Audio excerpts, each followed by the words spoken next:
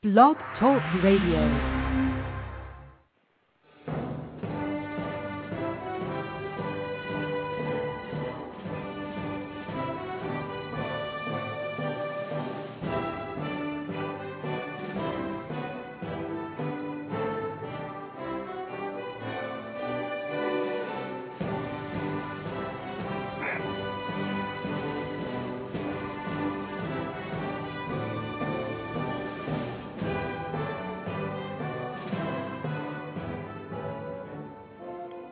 Boa noite, meus amigos. Estamos aí de volta. Queria começar aqui avisando a vocês que no próximo dia 14, às 10h30, no Centro de Convenções da FAAP, Faculdade Armando Alves Penteado, na Rua Alagoas, 903, em São Paulo, a E-Realizações e a Associação Comercial de São Paulo, junto com a FAAP, estão fazendo o lançamento do livro do Guy Sorman, O Ano do Galo, Verdades sobre a China. O Guy Sorman sempre tem coisas interessantes a dizer e eu recomendo que vocês vão lá e adquiram esse livro. Muito bem, outro aviso que eu queria dar é o seguinte: o meu amigo Luiz Afonso Assunção, ele colocou no blog dele, que se chama Nadando contra a Maré Vermelha, em inglês Swimming Against the Red Tide. Swimming Against the Red Tide. Se vocês colocarem isso no Google, vocês vão dar lá no site dele. Um documentário muito interessante, feito pelo Edward Griffin. Eu já falei do Edward Griffin aqui várias vezes. É um cidadão que tem aqui um site chamado Reality Zone, que sempre tem notícias e informações essenciais para a compreensão do que está se passando no mundo.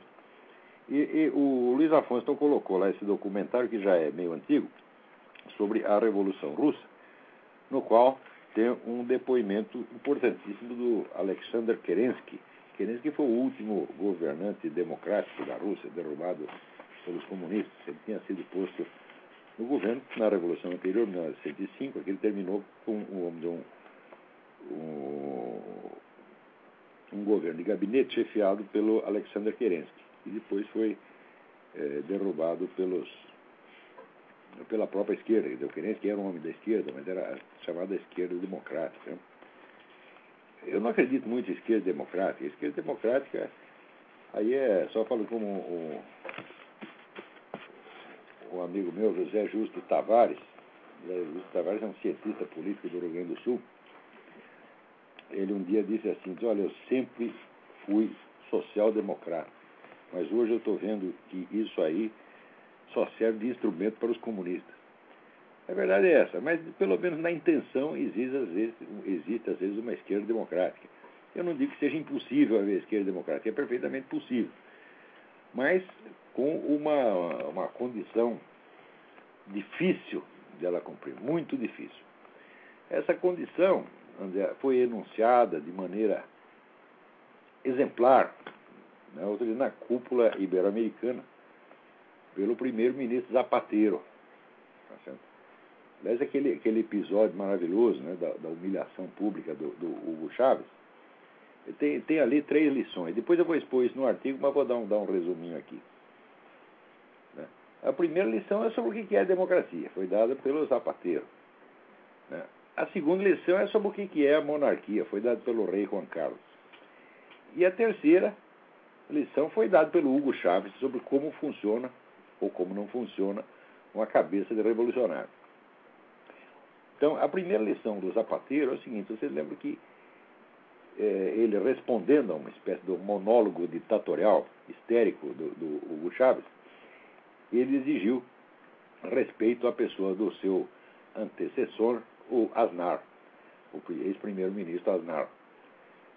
E disse o seguinte: ele diz, olha, nós podemos divergir, os nossos programas políticos podem ser totalmente diferentes e antagônicos, eu mesmo jamais concordei, diz ele, com o Aznar, mas o fato é que o Aznar foi eleito pelos espanhóis, tá certo? E tem que ser respeitado como um governante legítimo. Ora, isso aqui tem aí uma lição muito, muito importante. Ali foi um confronto entre a esquerda democrática representada pelo Zapatero e a esquerda revolucionária representada pelo Hugo Chávez. Qual é exatamente a diferença? A diferença é a seguinte: o revolucionário é o neguinho que tem planos de futuro para uma sociedade que é tão maravilhosa, o futuro que ele acredita representar é tão maravilhoso, que o isenta da responsabilidade sobre a conduta moral presente. Quer dizer, como o futuro que ele representa é lindo, então ele está autorizado, né, a mentir, trapacear, roubar, delinquir, pisotear todas as leis morais e criar um inferno no presente em nome do hipotético paraíso futuro. Essa é a definição do revolucionário. Quando o sujeito acha que a sua proposta política é superior, tão superior à sociedade atualmente existente, que ela o dispensa de obedecer às leis morais, tá certo, e os códigos legais existentes, este é um revolucionário. E este é exatamente o seu Hugo Chávez. Agora, o Zapatero não. O Zapatero é tão esquerdista quanto o Hugo Chávez, só tem o seguinte: tem uma coisa que para ele está acima da proposta da esquerda, está acima do próprio socialismo. O que é? A regra democrática de jogo. E essa regra democrática significa o seguinte: que não existe nenhuma mudança que um governo possa fazer, tá certo, que seja tão maravilhosa, tão definitiva, que se deva bloquear a possibilidade de que o governo seguinte volte atrás. Ou seja, nenhum governo pode fazer uma coisa tão maravilhosa que o governo seguinte não desfaça. E esse princípio da rotatividade, saber, ou seja, as limitações do governo, tá certo? E manter esse respeito à regra do jogo, que permite a concorrência, tá certo, de propostas antagônicas, vamos dizer, esse é mesmo o espírito da democracia, tanto para a esquerda quanto para a direita. Qualquer neguinho que queira se sobrepor a isso, então já é um revolucionário. Pouco importando, vamos dizer, que o conteúdo aparente do seu discurso, tá certo, seja progressista ou conservador, ou como queiram. O espírito revolucionário, conforme eu tenho demonstrado em inúmeras aulas e conferências, ele não consiste num conteúdo, numa proposta específica, porque essas propostas mudaram demais ao longo dos séculos. Quer dizer, se você for tentar definir o que é a esquerda revolucionária, o que é o movimento revolucionário, pelo conteúdo ideológico, sobretudo pelos pretextos retóricos usados, você vai ficar absolutamente tonto e vai chegar a essa conclusão estúpida que as pessoas dizem, hoje, tanto repete, que não existe esquerda e direita, porque esquerda e direita é irrelevante. Eu digo, não, o movimento revolucionário é a esquerda, sem dúvida, e a resistência à revolução é a direita, é o conservadorismo. Mas o fato é que o espírito revolucionário não se define pelo conteúdo desta ou daquela proposta, mas pela sua lógica interna. Essa lógica é baseada na autoridade presente da sociedade futura. Isto é comum a todo o movimento revolucionário. Tá certo? E essa é uma espécie de estrutura de pensamento, até estrutura de percepção, que ela define o movimento revolucionário. E note bem, é contra ela que nós temos que nos voltar e não contra esta ou aquela proposta específica, mesmo porque, entre outras características do movimento revolucionário derivadas dessa primeira, tá certo? Existe a alternância dialética dos discursos, quer dizer, você ser capaz de propor coisas contrárias em momentos diferentes, e você até manter dois discursos retóricos contrários, tá certo? Dentro da técnica dialética, que é usada em parte para orientar o movimento revolucionário, em parte para desorientar o adversário. Então, as propostas específicas não interessam muito, interessa é a estrutura de pensamento e de percepção que está por baixo delas e que é marcada por essa imensa fraude que é a autoridade presente da sociedade futura. E ali, então, o Zapatero mostrou que ele, como um democrata que é, e nós não podemos negar que ser, ele, acima das suas próprias propostas, acima da maravilhosa sociedade socialista que ele pretende construir, existe alguma coisa. E essa coisa é a regra do jogo presente. Tá certo? É a estrutura da ordem democrática. Ele respeita essa ordem democrática acima das próprias concepções do seu partido. E isso é o que deveria ser, ou deveria ser, a esquerda democrática. Ora, no Brasil, nesse sentido, não existe esquerda democrática. Porque quando as pessoas no Brasil dizem que estão praticando democracia, estão respeitando a ordem democrática, tá certo? O que elas estão fazendo não é respeitar a efetiva estrutura da ordem democrática, mas apenas a sua aparência jurídica, não a sua, vamos dizer, o seu funcionamento substantivo. Por exemplo, não pode haver democracia, não pode haver jogo democrático sem a possibilidade do acesso à informação. Agora, se uma classe jornalística comprometida ideologicamente decide esconder informações essenciais durante 10 ou 15, 16, 17 anos, como fizeram no caso do Foro de São Paulo, a população está privada dos meios de escolha. Então não há democracia, efetivamente. Existe o governo de uma elite, que não é a elite que está oficialmente no governo, não, é a elite que desfruta do poder. Tá certo? Ora, a classe jornalística às vezes tem as suas brigas com o PT, mas ela é todinha de esquerda. Tá certo? E daqui a pouco nós vamos comentar isso aqui com relação à Folha de São Paulo, vocês vão ver como eu tenho razão. Ela é todinha de esquerda, ela odeia tudo quanto é direito, ela odeia conservador, ela odeia cristão, ela só quer saber daquilo que é, vamos dizer, a sociedade futura, que na cabeça dela é, vamos dizer, a portadora de todas as virtudes, tá certo? Então, ela é uma classe revolucionária. A classe jornalística brasileira é uma classe revolucionária, tá certo? Embora nem sempre seja petista, preste bem atenção, tá certo? Você vê que no Brasil, por exemplo, até a revista que é tida como mais de direita que existe, que é a Veja, em tudo quanto não se refira à corrupção petista, ela é totalmente de esquerda. Ela defende aborto, defende movimento gay, defende feminismo, defende a agenda inteira. E, sobretudo, é anti-americano. Toda hora está lá, né, dando coice nos Estados Unidos. Claro que não quer dar tanto coice quanto os radicais islâmicos. Ela também não quer mostrar, também não gosta dos radicais islâmicos. Mas ela não gosta dos radicais islâmicos, mas também não gosta dos americanos. Tá? Então, quer dizer, ali seria uma esquerda não democrática, uma esquerda moderada. Não confundir esquerda democrática com esquerda moderada. Pode haver esquerda moderada revolucionária.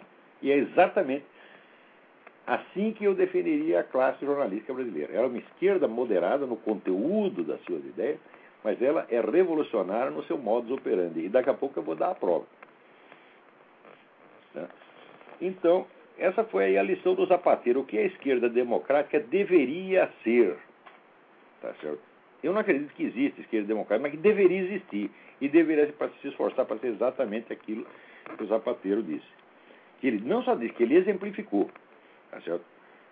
De uma maneira muito elegante e honrada mesmo. Agora, a segunda lição veio do rei Juan Carlos. Tá certo? Um rei não governa. O rei é o chefe vitalício das Forças Armadas e ele é o garantidor da ordem democrática. Ele está lá só para fazer isso. Tá certo? E por ser um cargo vitalício, tá certo? Ele não participa da luta política, nem pode participar. Por quê? A função dele não é participar da luta política, mas garantir que a luta política possa existir e transcorrer em condições de normalidade constitucional e legal. Então, o que fez o rei Juan Carlos ali? Ele não interferiu no assunto em debate. Ele não entrou no mérito que estava em debate. Ele só tratou de assegurar o direito à palavra para o seu ministro esquerdista, como asseguraria para um primeiro-ministro direitista. Porque estava lá o outro berrando, não deixando de falar, xingando pra caramba, e o Zapatero tentando falar, e o Hugo Chávez interrompendo. Então entrou o rei e mandou aquele desgraçado calar a boca. Essa é a função do rei, porque a função, onde a dignidade da função real, não é compatível com a tagarelice. O rei não pode falar muito. Ele não está lá para ficar falando, mas ele está lá para calar a boca dos tagarelos. Exatamente como fez com Hugo Chávez. Aquilo foi exemplar. O rei existe para isso. Diz, olha, aqui tem a regra do jogo, vocês têm que pode discutir quanto queira, mas se comporta, tá certo? Se respeita um ao outro e mantém a ordem, tá certo? Foi exatamente o que ele fez ali. E a terceira lição, então, veio do próprio Chávez. Se vocês viram o documentário ali que eu vi no YouTube, né? O sujeito com aquela... Ele ouviu aquilo e ficou literalmente com a cara de cu. Tá certo? O que mais que ele podia fazer? Ele ficou olhando que deu um bobo. Por quê? Né? Ele está acostumado a falar só com uma plateia de puxa-saco. tá certo? Ou é de cúmplice ou puxa-saco. Ninguém jamais enfrenta o Chaves cara a cara. Até no famoso golpe, que não foi golpe, que teve lá, o pessoal o tratou com muito respeito, um respeito que ele não merece de maneira alguma, tá certo? Com um tipo como Chaves, a gente tem que falar exatamente como falou o rei Juan Carlos. Cala a boca, moleque, não enche o saco, vê se te comporta, porra. Tá entendendo? Porque tu não é melhor do que ninguém, tá certo? Então, o Chaves, fazendo aquela cara de orifício anal, tá certo? Ele mostrou uma coisa, ele nos deu uma lição também, uma lição que eu mesmo já tenho, exemplificando uma coisa que eu mesmo já estou dizendo há muito tempo. Todos esses líderes revolucionários da esquerda, sobretudo latino-americanos, Fidel Castro, Hugo Chávez, Morales, Lula, todos esses caras não são de nada, são uns covardões, todos eles, tá certo? E a prova é que é o ídolo máximo, o emblema de heroísmo deles, é o Che Guevara, que na hora que está cercado, o que ele faz? Pede, não me mate, não me mate. Ora, mas que gente. No Brasil, os caras são tão sem vergonha que os heróis deles, tá certo? Que são esses terroristas dos anos 60 e 70, no que consistia o heroísmo deles? Consistia no seguinte: você esconder uma bomba no aeroporto e dar no pé e esperar que aquilo explodisse e matasse um monte de inocente. Ou deixar a bomba na porta da embaixada. Consistia em armar uma tocaia para matar o negro pelas costas. Tá certo? Consistia em assustar funcionáriazinha de banco. Você chega lá, tá, né, a mulher trabalhando no banco, ela chega com a metralhadora, dá grana aí. Nisso consistia o heroísmo desses caras. Agora, por experiência, eu lhe digo, pega um sujeito desse sozinho, sem a sua correola, sem o cordão do puxa-saco, dá uma espremida do cara, o sujeito caga nas calças. Tá certo? Então, uma vez eu peguei um daqueles camaradas que tinham trabalhado no serviço de segurança durante a ditadura, e era muito sincero. E eu disse: vocês torturavam mesmo aqueles caras? Vocês batiam neles? Falei: olha, eu lá nunca nem precisou bater em ninguém, porque eles já chegavam confessando tudo. Tá certo? Já chegavam cagando nas calças e contando tudo. Tá certo? E eu sei que isso é verdade. E tem muitos desses caras posando de heróizinho aí hoje. Então, por isso que esse é um outro discurso, eu disse: olha, faz o seguinte, você me empresta o Chaves 5 minutos, me empresta o Lula 5 minutos, me empresta o Evandro, me empresta o Fidel Castro 5 minutos, e se aquele povo do Che Guevara tivesse vivo, me empresta esses 5 minutos, fechado numa sala, eu não vou bater neles, eu não vou fazer violência nenhuma, eu só vou falar umas coisas para eles e eles vão sair dali com as calças borradas. Tá certo? Eles não resistem à autoridade da verdade. São pessoas fracas, pessoas frágeis, que vivem apenas do blefe. Presta atenção no que eu estou falando. Eu digo isso porque é o seguinte: eu sou um homem sozinho. Para me proteger eu só tenho Deus. Eu não tenho partido político, eu não tenho grana, tá certo? Eu não tenho fundação e ONGs milionárias para me sustentar. Não tem ninguém. E eu enfrento esses fulanos na cara dura, você está entendendo? Eu tapei a boca do João Pedro Stedley, tá certo? Na Bienal do Livro de 1998, no Rio Grande do Sul, que ele foi lá com uma curriola de militantes, tá certo? Que estavam todos vaiando para não me deixar falar. Eu peguei o microfone e disse para aquela plateia inteira: cala a boca! E eles calaram a boca. Todos eles. Que gente é essa? Isso é um bando de boiola. Boiola! A esquerda inteira só tem boiola. Por que eu digo isso? Porque a mentalidade revolucionária, ela inteirinha se baseia numa mentira, que é a mentira da autoridade, como eu já expliquei, a autoridade presente da suposta sociedade futura. Se o nego constrói a sua vida com base nisso, vai construir uma mentira. E isso é uma neurose. E o cara que constrói a vida na base de uma mentira, ele sempre tem que estar encenando. Ele não tem aquele pé firme no chão da verdadeira sinceridade, tá certo? Que pode dizer as coisas como são, porque tem 2 olhos e 2 ouvidos, tá entendendo? E pode dizer as coisas como ele as percebe e como está verdadeiramente no seu coração. Aquilo ali é tudo fingido. Então, a valentia deles também é fingida. Tá certo? É a famosa charge do Enfio que eu falei para você, tem a multidão, né, fazendo protesto, daí no outro quadrinho aparece um PM com um cacetete e sai todo mundo correndo. sempre foi assim e sempre será assim. Isso é pela natureza das coisas. Todo movimento revolucionário, tá certo? Isso inclui movimento revolucionário comunista, fascista, nazista, esta merda, anarquista, esta merda toda. Isso é tudo falsidade, tá certo? E o sujeito que constrói a sua vida baseado na falsidade não pode ter a verdadeira coragem porque ele não sabe o que é. Chega na hora H, eu chego e falo, não me bate, não me bate. Ora, vamos pra merda, tá certo? Então, são essas 3 lições. O que é a democracia? Ensinado pelo Zapateiro. O que é a autoridade de um rei? Ensinado pelo rei Juan Carlos. E o que é a cabeça de um revolucionário cheia de merda como a do Hugo Chávez. Então, vamos lá. Agora, por falar em cheia de merda, tá certo? Essa semana teve uma matéria na Folha de São Paulo, para a qual até dei uma entrevista, do qual o sujeito aproveitou 2 linhas, tá certo? Formulando-as lá da maneira dele, né? Estou até procurando aqui, cadê o raio da matéria? Mas o sujeito fez uma porcaria, tá certo? Que, olha, até mesmo a Folha de São Paulo teria dificuldade na Folha de São Paulo teria dificuldade de achar uma coisa tão ruim quanto aquela. Um sujeito muito simpático, muito amável, chamado Fernando não sei que Melo. Telefonou, aí ele pode fazer uma declaração? Posso, com prazer. Eu nunca nego atender ninguém, só quando não tenho tempo mesmo. Então, a matéria chama-se assim: blogs políticos encenam nova Guerra Fria. Daí começa aqui. A Guerra Fria desapareceu com o Muro de Berlim, mas guardadas as proporções, há uma encenação dela na blogosfera do país. Na guerra retórica que se passa no espaço virtual, ninguém corre o risco de morrer de verdade nem de tédio. O que ele quer dizer? Que não existe mais Guerra Fria, não tem mais comunismo, tá certo?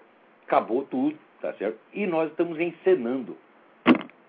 Nós, quer dizer, os blogs conservadores, né, o Mídia Sem Máscara, o Reinaldo Azevedo, né, a Graça Salgueiro, a Nota Latina e outros, nós estamos encenando a Guerra Fria. E os comunistas do outro lado também estão encenando a Guerra Fria contra nós. Enquanto isso, a Folha, soberana e tranquila, com aquela tranquilidade olímpica, aquela superioridade infinita, ela olha, né, aqueles mosquitos se agitando lá embaixo, eles pensam que eles estão na Guerra Fria, coitados, eles ainda estão naquele tempo, não são pessoas atualizadas como nós da Folha de São Paulo, que sabemos que já está tudo isso superado.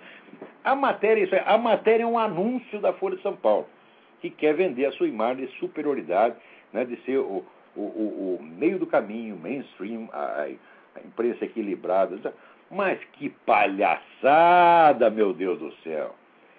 Quer dizer, tu acha mesmo o Irá Machado e Fernando Barros, vocês acham mesmo, gente, que o Foro de São Paulo, com seus 100 e tantos partidos membros, com as suas assembleias anuais, tomando conta já de 9 países da América Latina, tá certo? E coordenando, né, ações de partidos políticos com narcotraficantes. Narcotraficantes que já, a Farc, por exemplo, já matou 30 mil pessoas, tá certo? Só na Colômbia. Só ocupando militarmente uma parte do território. Você acha que isso é guerra retórica? Vocês acham que isso é guerra retórica, seus palhaços? Já viu guerra retórica matar gente? Quer dizer, você acha que não há realmente um plano da esquerda latino-americana para tomar todo o continente por via democrática, se possível, e na porrada, se necessário. Exatamente como 30 ou 40 anos atrás. Isso não existe? Não!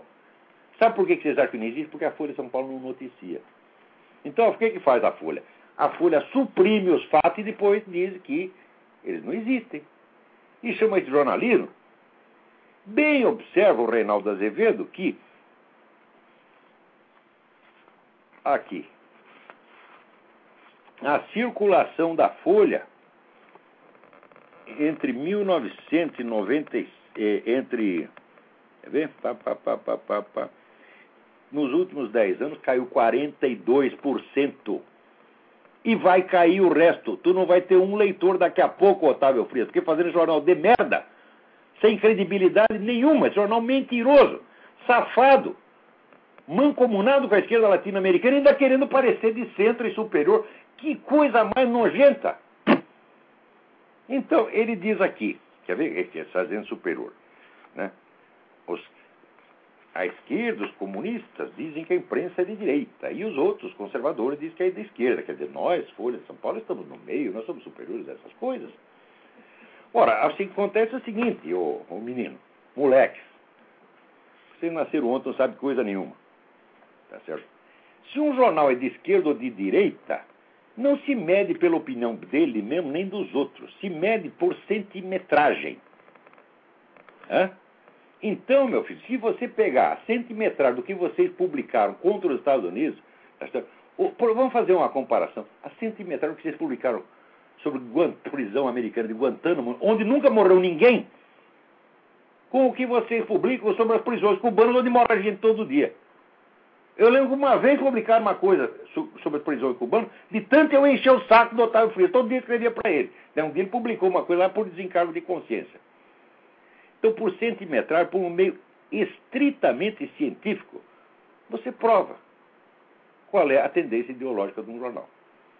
Então, a Folha de São Paulo é exatamente o que eu defino a esquerda moderada revolucionária. Ela é moderada no conteúdo das suas propostas, mas o modo de agir é tipicamente manipulatório, porque vocês se colocam acima da moral, acima da verdade, tá certo? Acima dos deveres do jornalismo. Como é que você tem a coragem de esconder o Foro de São Paulo durante 16 anos e continuar achando que são jornalistas? Vocês não são jornalistas. Eu digo sem medo de ser processado por vocês. O que vocês estão fazendo é vigarice. Tá certo? Vocês sempre ajudaram a esquerda. Sempre estão do lado da esquerda. Em tudo. Vocês mentem nessa questão do aborto, por exemplo, querendo dar a ideia de que o número de mulheres que morrem em abortos ilegais, tá certo? É epidemia, quando vocês sabem que são 7 ou 8 por ano.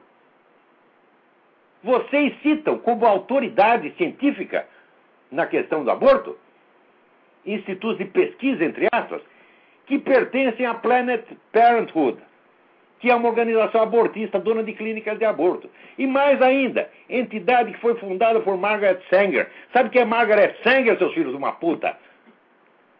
Margaret Sanger é uma mulher nazista, que advogava a liquidação sistemática de pessoas inferiores. Tá certo? As coisas que ela mais odiava no mundo eram duas coisas. Ela odiava o cristianismo e o capitalismo. Tudo que ela fez na vida foi para destruir essas duas coisas. E a ocupação principal dela, mentir. Essa foi a fundadora da Planned Parenthood. Essa é uma entidade criminosa.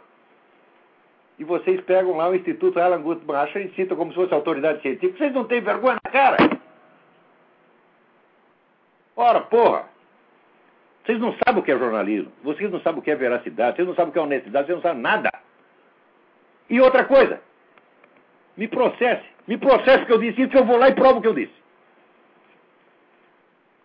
Eu provo que vocês, nessa questão, por exemplo, do aborto, vocês só publicam coisas que favorecem o aborto. Vocês são propagandistas do aborto. Vocês não são jornalistas. E assim, nas outras coisas, pega lá, pega a sua parte cultural. Vamos medir a centimetragem de autores comunistas que vocês privilegiam. Agora pega, autores cristãos conservadores. Não tem, simplesmente não tem. De vez em quando põe um pouquinho, põe... Como o Otávio Frias me chamou para escrever na coisa de opinião, que pagava R$200 o artigo, que isso é uma imoralidade. Imoralidade. Tá? Então, botava o meu artigo no meio de 100 artigos de esquerdista. Para dizer, tá vendo como a Folha Superior publica até o Olavo de Carvalho? Publica não vai publicar mais não. Eu não escrevo mais nessa merda nunca mais na minha vida. Entendeu? Quer dizer, vocês nos colocam numa situação humilhante, tá certo? De ter um espacinho desse tamanho e do outro lado, os caras têm todo o espaço, não só da parte da opinião, mas sobretudo dessa merda chamada mais, tá certo? Que é mais merda, né? Que aquilo ali é um house organ do esquerdismo, os pianos, você sabe perfeitamente disso, e depois tudo isso ainda vem se fazer de centrista e superior aos conflitos políticos, superior, pairando acima da Guerra Fria. Agora, quando aparece o Paulo Henrique Amorim chamando vocês de direitista, vocês merecem isso. Ele sabe que ele está mentindo. Ele sabe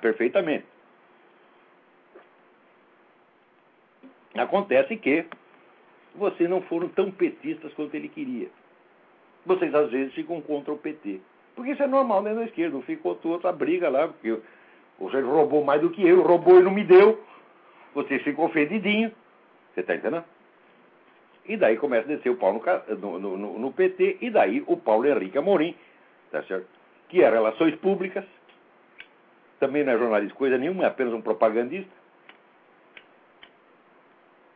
acusa vocês da pior coisa que existe. Acusa vocês de ser de direita. Mas na esquerda é assim, você xingar a mãe do cara, diz, tu é um filho da puta, tu é um viado, tu é um canalha, blá, blá, tudo isso, tudo bem. Agora chamou de direitista, ah não, isso é mortal. Isto já é a prova de como vocês são democráticos. Vocês são democráticos, tão democráticos que a simples existência de uma corrente antagônica os escandaliza. Vocês a aceitam como um mal provisório. Ou seja, a diferença entre esquerda revolucionária e esquerda democrática, na prática, não na teoria, como Zapatero, na prática é o seguinte. A esquerda revolucionária quer acabar com a direita já. E a esquerda democrática tolera a existência dela por mais algum tempinho. Essa é a diferença.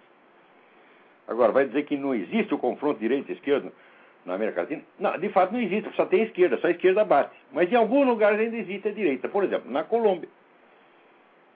Na Colômbia, a direita apoia o presidente Uribe, tá certo? E o ajuda a combater a narco-guerrilha, que graças a isso está sitiada lá num canto e só tem 3% de apoio da população.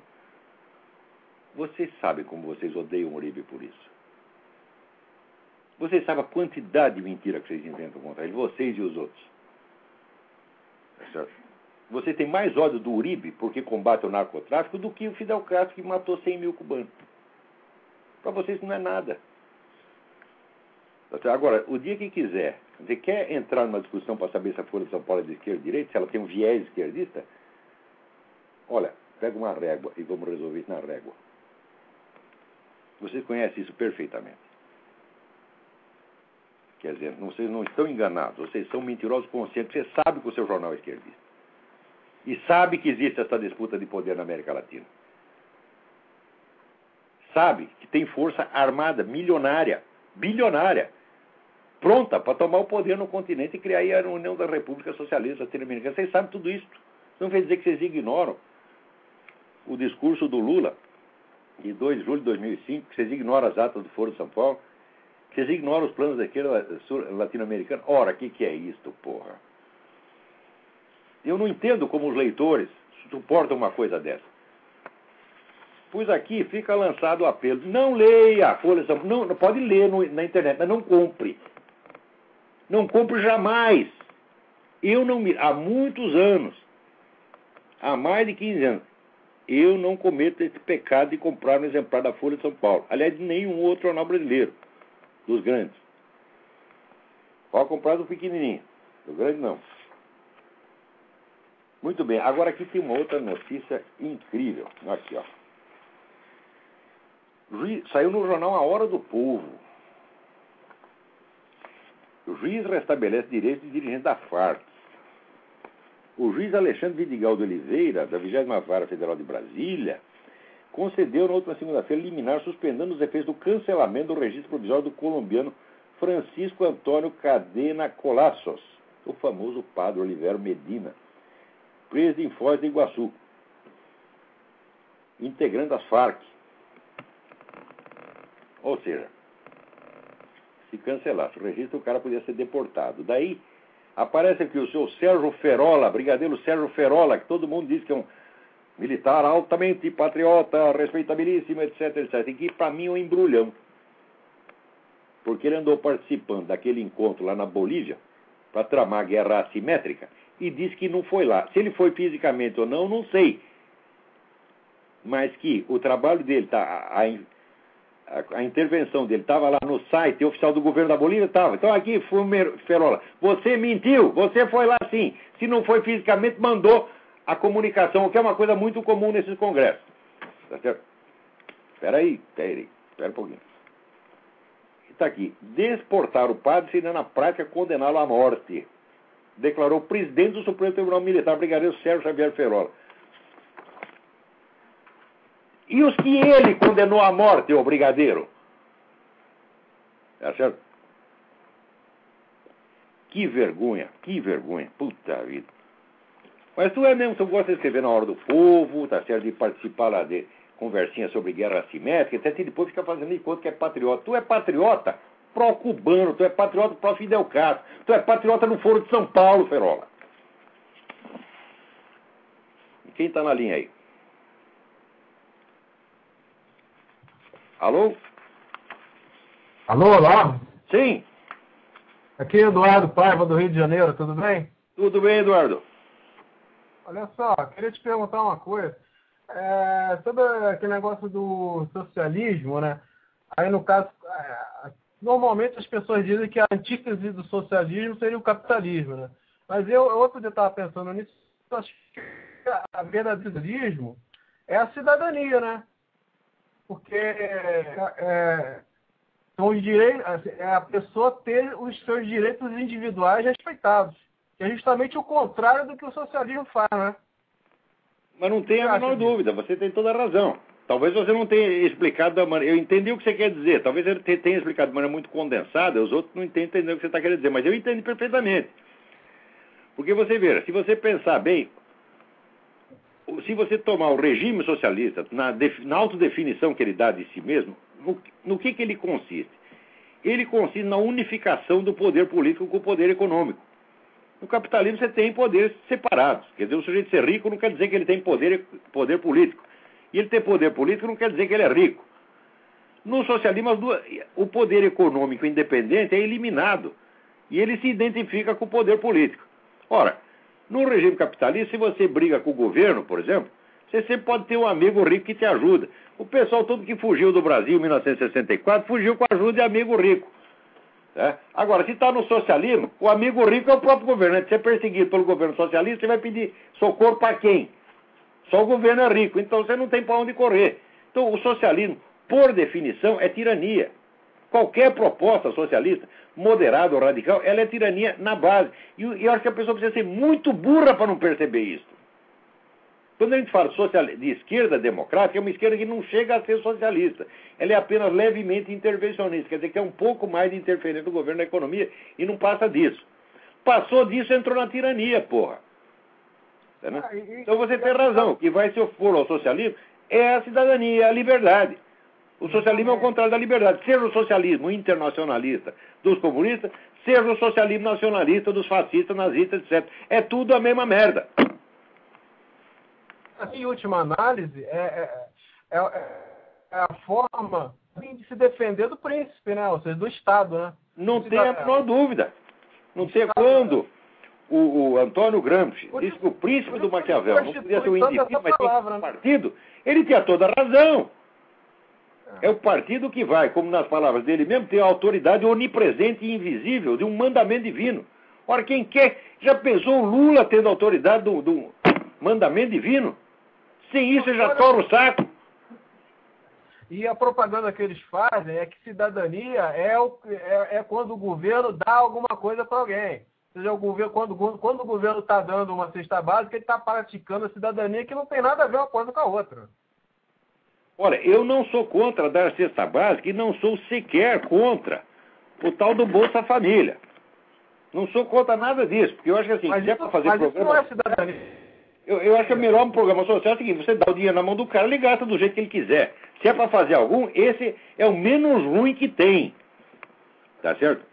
Mas acontece que, em volta disso, eles fazem uma série de mecanismos de controle de maneira que todo esse eleitorado fique na mão deles. Exato, perpetua a dependência. Isso aí virou compra de voto. Porque esse programa não é nem desse governo, é um programa do governo anterior, é vendido como se fosse obra do PT.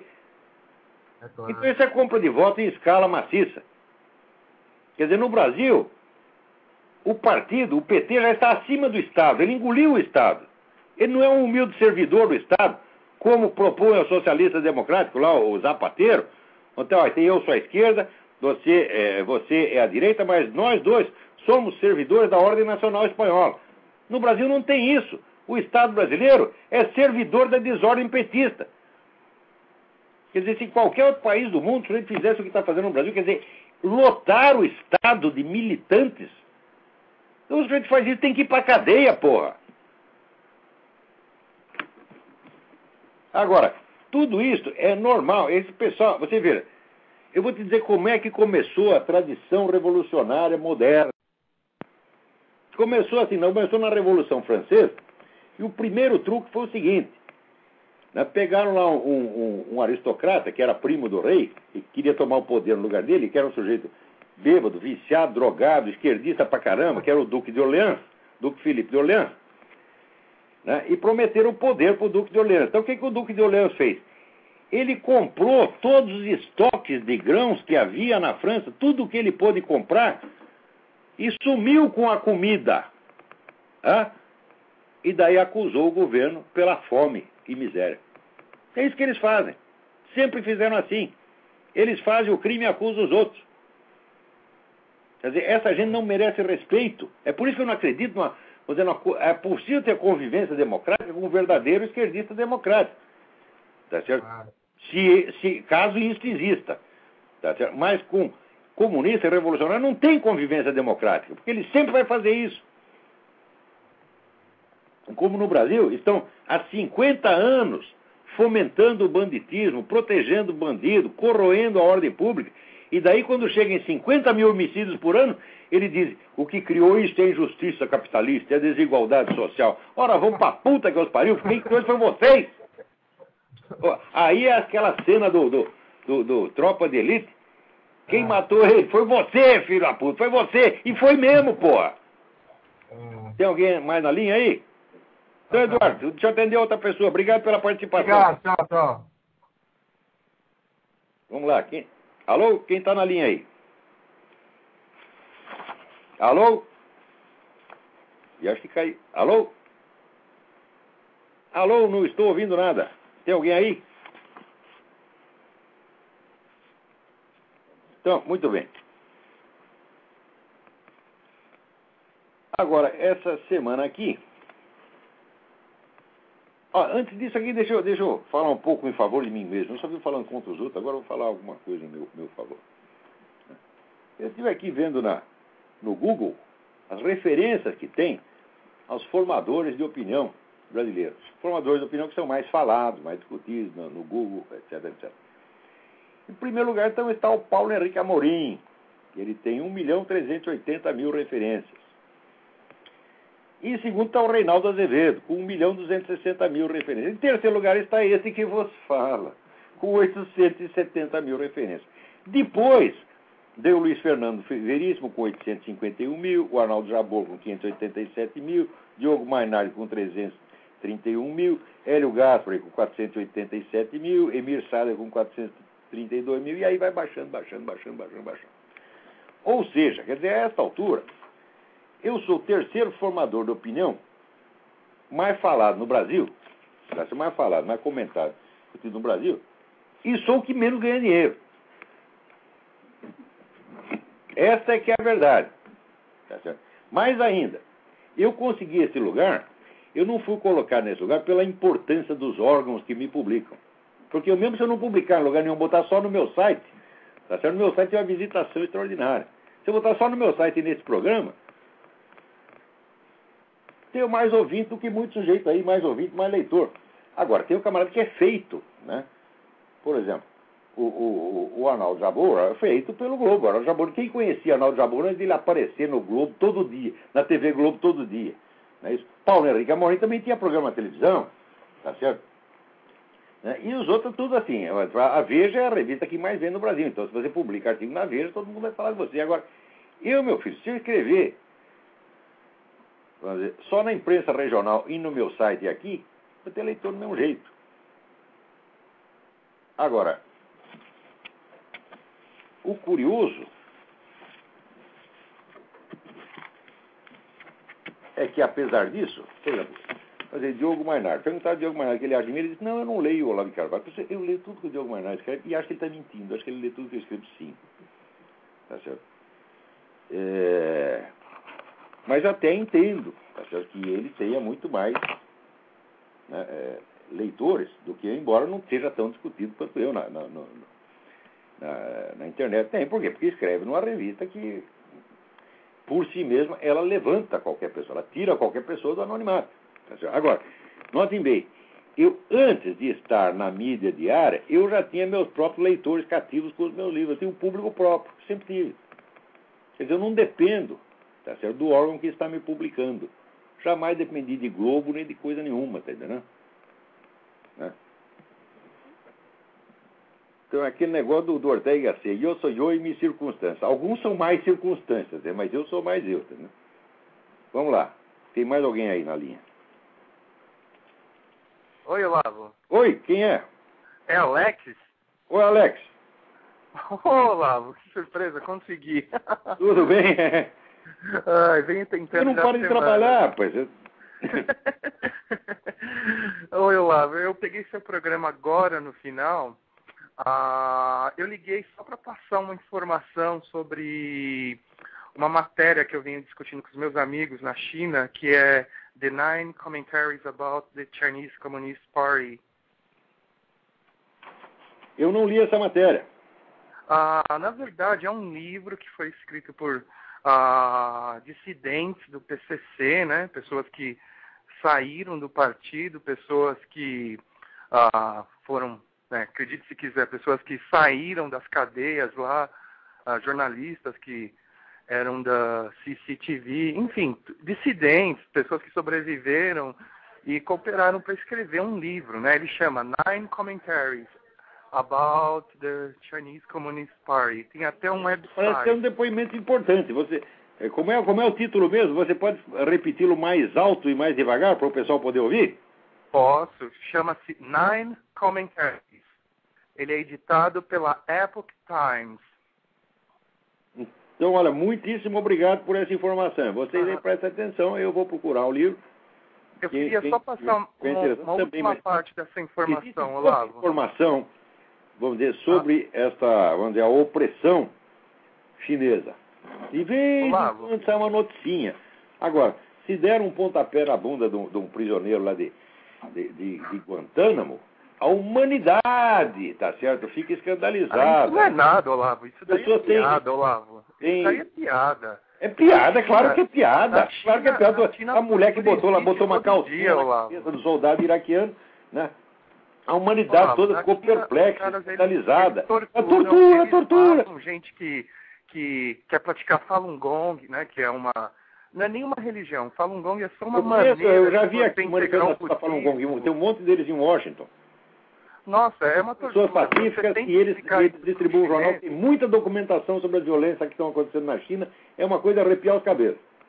Não, você tenta explicar isso para um chinês. Os chineses, eles veem, o pobre do chinês, ele vem com teoria falando que Falun Gong é uma crença, é uma seita que ensina as pessoas a fazer autoflagelação, a se queimar na Praça da Paz Celestial. Não nenhuma. Isso aí é uma organização religiosa como qualquer outra, não tem nada demais. Eu entendo, eu estudei muito essas seitas que usam mecanismos de processos destrutivos. O Falun Gong não está aí de jeito nenhum. Falun Gong não é nenhum regime. De maneira alguma. Falun Gong é apenas uma maneira de você integrar budismo com a tradicional filosofia chinesa, que é você... chega nem a ser uma religião, não é uma sociedade civil dedicada a estudo de espiritualidade e tal, e não posso acreditar. Exatamente. Olavo, eu só queria... E olha que eu sou cismado com o negócio de seita, eu odeio essas seitas todas, né? Eu mesmo escrevi coisas horríveis a respeito delas, mas eu não encaixo, o Falun Gong não se encaixa nisso de maneira alguma, não. Não, de maneira alguma, eu sou totalmente contra isso. Agora, eles perseguem o Falun Gong na China do mesmo modo que mata os cristãos no Vietnã e mata os budistas no Tibete, que já mataram 1 milhão de tibetanos. E aí, a Folha de São Paulo, quando que a Folha de São Paulo vai perceber que aconteceu isso? A Folha é entregadinha de estatal chinesa, ela só faz propaganda do milagre. É isso mesmo, é um puxa-saco de chinês. Folha é só para quem é retardado, não fala nada da China. Na China, eu viajei a China, a de norte a sul, é retardada, a China é miserável, a China é um país miserável, o chinês ele não tem informação do que acontece no mundo afora. Você liga a CCTV, que é o principal canal de televisão que é transmitido para a China, não fala nada do mundo, não fala nem o que estava acontecendo no Iraque. É tudo sob controle, só ouve o que os generais querem. Agora, esses americanos aqui tem assim, o número de traidores, filha da puta, per capita também é bem, por metro quadrado também é bem grande. O cara fica enchendo a China de dinheiro, porra. Não tem vergonha. Desse livro, Olavo, tem um vídeo que está no YouTube. Eu ajuntei todos os pedaços dele, eu publiquei no meu blog, que chama Nine Commentaries, é o mesmo nome, desculpa repetir, mas há uma Como é que chama o seu blog? Meu blog, ele chama blog.gonzales. Gonzales com Z? Com S. Vou soletrar GONSALES.tv. Blogspot.gonzales.tv. Não, é só blog. Blog.gonzales.tv. Vou dar uma olhada lá. Vocês também dêem uma espiada lá. Deve ter material muito interessante lá, pelo visto. Eu faço questão de acompanhar o desdobramento do CCP, né, o PCC, e tem um contador que é patrocinado pela NT DTV, New Tang Dynasty TV. É muito interessante acompanhar a programação dessa TV. Eles têm um contador diário de membros que deixaram o PCC, o PC chinês lá. Até agora, são tá vendo uma debandada milhões de membros que deixaram o PCC, Olavo. Não há saco humano que aguente aquele governo chinês. Eu conheço gente que mora lá, porque ali tem 5 cidades que prosperam, o resto é uma miséria desgraçada. Tanta miséria que ainda lá tem o uso generalizado do seguinte: o sujeito tem uma filha menina, ele joga para os porcos comer, porque não quer sustentar. Não, isso ainda acontece, o governo deixa, o governo fecha os olhos, porque ajuda a controle populacional. Por falar em controle populacional, deixa eu avisar vocês uma coisa fundamental. O meu amigo Caio Rossi, com o qual eu vivo tendo arranca-rabo, mas que eu gosto muito dele, tá certo? Me mandou aqui um escrito do Dr. Stanley Monteith.